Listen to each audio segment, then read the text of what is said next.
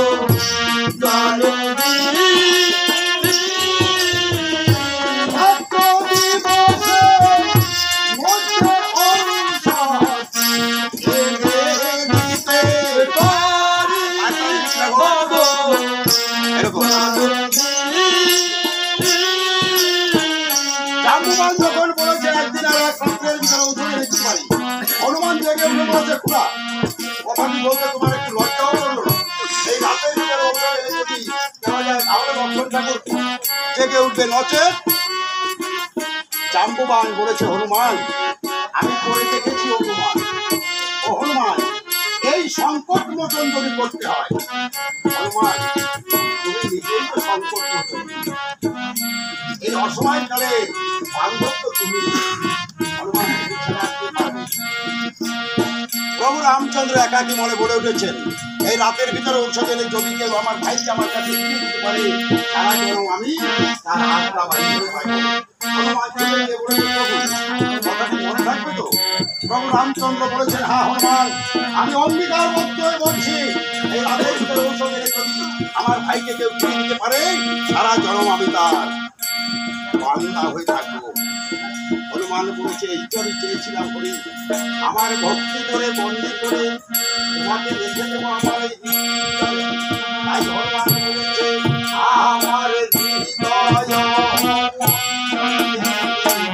বসে থেকো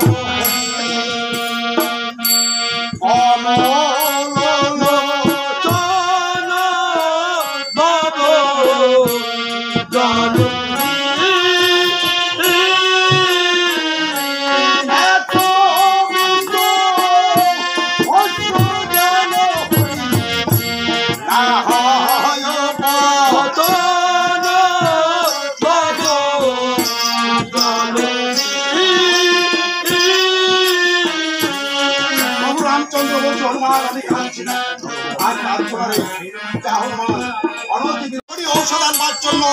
যাত্রা করতে উদ্যত হয়েছে সুসেন বদ্ধ বলে শুনো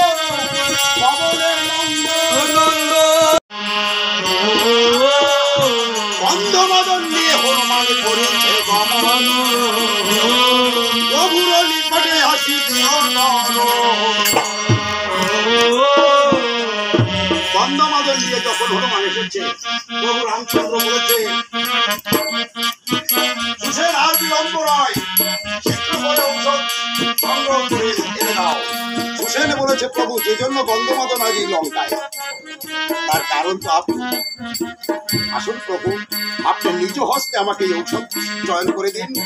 অগ্রে প্রভু রামচন্দ্র পশ্চাতে শুষে প্রভু রামচন্দ্র দিয়ে যখনই গন্ধমাদনে পদস্পর্শ করেছেন, প্রভুর পদস্পর্শ পেয়ে পর্বতটি আলোকিত হয়ে ঝলমল ঝলমল করে উঠেছে। ওই আলোর সাহায্যে বিশালা করণে হস্তে সঞ্চারী দেব সঞ্চারী চয়ন করে প্রভু রামচন্দ্র আমার সুষের মতো